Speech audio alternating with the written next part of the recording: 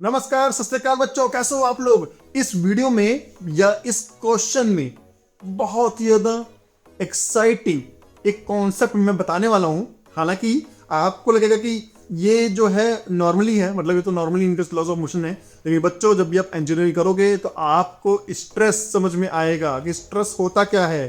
ठीक है बच्चों, तो किसी भी रॉड को अगर हम खींचते हैं तो बच्चों हम एंड से खींचते हैं, लेकिन उसके पूरे एक एक मटेरियल पे एक इंटरनल फोर्स लगता है जो कि आपस में एक दूसरे को रोक रहा होता है। और अगर आपको किसी भी मटेरियल को चेक करना है कि वो कब टूटेगा या कितने फोर्स लगाने पे टूटेगा, तो आपको ये जानना जरूरी होगा कि उस मटेरियल के अंदरूनी पार्ट पे कितना फोर्स लग रहा है। और वो अंदरूनी फोर्स अगर उसकी कैपेसिटी से कम है तो मटेरियल कभी नहीं टूटेगा, लेकिन अगर उसकी कैपेसिटी से ज्यादा है तो मटेरियल टूट जाएगा। और ये आप लोग आने वाले टाइम में फिजिक्स में या आप इंजीनियरिंग में ये चीज पढ़ोगे, ठीक है। लेकिन फिर भी मैं उतने डीप में नहीं जाता हूं, मैं आपको बताता हूं कि इस क्वेश्चन को सॉल्व करेंगे। तो ये क्वेश्चन बोल रहा है बच्चों, figure shows a uniform rod of length 30 centimetre having a mass of 3 kg।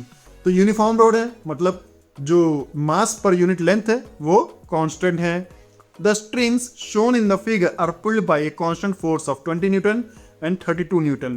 Find the force exerted by the 20 centimeter part of the rod on 10 centimeter part. All the surfaces are smooth and the strings and the pulleys are light. मतलब surface smooth है, कोई friction नहीं लेना हमें, है ना। हमें police का कोई मास नहीं लेना, लाइट है, और सारे सरफेसेस को फ्रिक्शनलेस लेना है। ठीक है बच्चों, तो हमें मास पर यूनिट लेंथ कितना दे रखा है रॉड का, 3 kg अपॉन 30 सेंटीमीटर। इसका मतलब है बच्चों 0.1 kg पर सेंटीमीटर। तो इसका कितना मतलब हो गया कि इसकी वैल्यू क्या हो गई है, इसकी हो जाएगी 1 kg और इसकी कितनी हो जाएगी 2 kg। अगर 20 को 0.1 से मल्टीप्लाई करेंगे तो 2 kg आ जाएगा, और 10 को मल्टीप्लाई करेंगे तो 1 kg आ जाएगा। मतलब पूरे रॉड का इस पर्टिकुलर सेगमेंट में है 1 kg और सेगमेंट में है 2 kg का जो भी मास है। ठीक है बच्चों, अभी बोल रहा है द स्ट्रिंग शोन, तो ठीक है फ्रिक्शनलेस है, सब कुछ है। अब ये बोल रहा है बच्चों, ये बच्चा बोल रहा है अगर इस पार्ट पे, ठीक है,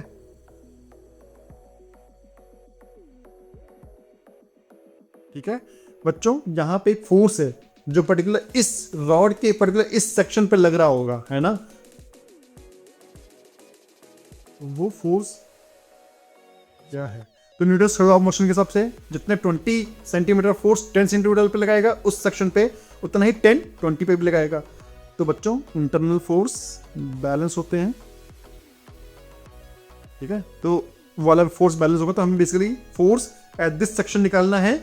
और ये फोर्स अगर इसकी कैपेसिटी से ज्यादा हुआ, है ना, समझे इसकी कैपेसिटी, समझिए इसका 5 न्यूटन आ गया, है ना कैपेसिटी, और अगर फोर्स एक्चुअली 5 से ज्यादा आ गया तो ये ब्लॉक जो है पर्टिकुलर इस सेक्शन पे टूट जाएगा, और नहीं आया तो ब्लॉक नहीं टूटेगा। तो वो चीजें आप बाद में पढ़ोगे, बट हमें यहाँ पे फाइनली यहाँ पे फोर्स निकालना है, ठीक है। तो फोर्स निकालने के क्या करेंगे हम बच्चों, सबसे पहले तो हम ब्लॉक का डायग्राम बनाएंगे। और ब्लॉक पे हमें पता है बच्चों यहाँ पे 32 न्यूटन है, तो यहाँ पे टेंशन टी होगा, यहाँ पे भी टेंशन टी होगा। और चूंकि स्ट्रिंग्स लाइट है, समझिए बच्चों, समझिए ये स्ट्रिंग ऐसे जा रही है, यहाँ पे 32 न्यूटन है ना, और यहाँ पे एक टेंशन टी है। और चूंकि स्ट्रिंग लाइट है तो हम T इक्वल टी, है ना, ठीक है, T को हम -32 equal to mass into acceleration होता है, ठीक है ना बच्चा। यहाँ पे मास 0 है तो हम T इक्वल टू 32 लिख लेंगे, ठीक है। और सेम यहाँ पे T की वैल्यू क्या हो जाएगी, ये T1 हो गया और ये T2 हो गया, तो T2 की वैल्यू हो जाएगी, ठीक है, यहाँ पे T1 हो जाएगा बच्चों 32 न्यूटन और T2 हो जाएगा 20 न्यूटन। अगर स्ट्रिंग मासलेस है तो आप सीधे सीधे लिख सकते हो। तो मतलब इस पर्टिकुलर ब्लॉक पे, है ना, 3 kg के ब्लॉक पे यहाँ पे फोर्स लग रहा है, सीधे सीधे लगा देता हूँ मैं 32 न्यूटन का फोर्स, और यहाँ पे फोर्स लगा देता हूँ मैं 20 न्यूटन का फोर्स। ठीक है बच्चों, सीधे सीधे इस ब्लॉक पे।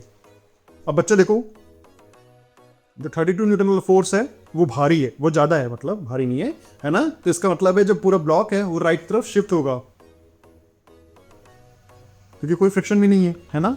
तो एक्सेलरेशन ए होगा। और ये मास, हमें टोटल मास पता है बच्चों 3 kg। अभी मैंने डायग्राम बनाया है पूरे रॉड का। ठीक है, तो यहाँ से हम लिख देंगे 32 minus 20 equal to mass 3 into acceleration. So 12/3, ये 4 मीटर पर सेकंड हो जाएगा, स्क्वायर हो जाएगा इसका एक्सेलरेशन। ठीक है बच्चों, लेकिन हमें तो फोर्स इस पॉइंट पे निकालना है, तो इस पॉइंट पे फोर्स कैसे निकलेगा? इस पॉइंट पे फोर्स निकालने के लिए हम फ्री बॉडी डायग्राम बनाएंगे लेफ्ट साइड का, क्योंकि वैसे अगर हम पूरा बॉडी बनाए, पूरा जब मैंने डायग्राम बनाया था, तो ये फोर्स इंटरनल फोर्स, मतलब बेसिकली यहाँ पे जो फोर्स है हर सेक्शन पे फोर्स, वो इंटरनल हो गया था, इसलिए हम उसकी जरूरत नहीं पड़ी। लेकिन अब हमें इंटरनल फोर्स निकालना है पर्टिकुलर सेक्शन पे, तो हमें पूरे ब्लॉक को काटना पड़ेगा। तो एक हमने छोटा वाला ब्लॉक है ये, और ये है बड़ा वाला ब्लॉक है। ठीक है बच्चों, बड़े वाले ब्लॉक पे पता है यहाँ पे 32 यहाँ लग रहा है, और छोटे वाले ब्लॉक पे 20 यहाँ लग रहा है। अब यहाँ पे बच्चों एक लगेगा F, ठीक है, जो बड़ा वाला ब्लॉक छोटे पे लगाएगा। और चूंकि न्यूटन लॉ ऑफ मोशन बोलता है अगर बड़ा छोटे पे लगाएगा तो छोटा भी बड़ा पे लगाएगा, और अपोजिट डायरेक्शन में लगाएगा। तो ठीक है बच्चों, यहाँ भी एक फोर्स F लगेगा। अब हमें एक्सेलरेशन दोनों को ये पता है, यहाँ पे 4 मीटर पर सेकंड स्क्वायर। ठीक है बच्चों, सो हम या तो लेफ्ट वाले को सॉल्व कर ले, राइट वाले को सॉल्व कर ले, दोनों में सेम आंसर आने वाला है। तो चलो हम लेफ्ट वाले को सॉल्व कर लेते हैं। सो लेफ्ट वाला F, चूंकि एक्सेलरेशन F की डायरेक्शन में है, तो माना है मैंने कि F बड़ा होगा। ठीक है, सो F माइनस 20, ठीक है बच्चों, इक्वल टू, इसका मास है 1 kg, इसका मास है 2 kg। सो 1 इंटू एक्सेलरेशन की वैल्यू है 4, तो यहाँ से F की वैल्यू हो जाएगी 24 न्यूटन। ठीक है, और सेम अगर हम इसको सॉल्व करके देख लेते हैं एक बार। ठीक है, क्योंकि 32 एक्सेलरेशन जो है 32 के डायरेक्शन में है, तो 32 बड़ा है, 32 minus F equal to 2 into acceleration क्या है बच्चों 4। सो यहाँ से F की वैल्यू हो जाएगी 32 minus 8 equal to F which is equal to 24। So F की वैल्यू 24 आ गई दोनों साइड। और जिन बच्चों का आंसर 24 न्यूटन है, वो बच्चे ऐसे अपने आप को थप्पड़ पाएं, वो बच्चे बहुत अच्छे से स्ट्रेस का कॉन्सेप्ट भी फ्यूचर में आने वाले समय में जब वो स्ट्रेस पढ़ेंगे ना, स्ट्रेस, तो वो बहुत अच्छे से समझ जाएंगे कि मटेरियल भैया कब टूटेगा कब नहीं टूटेगा।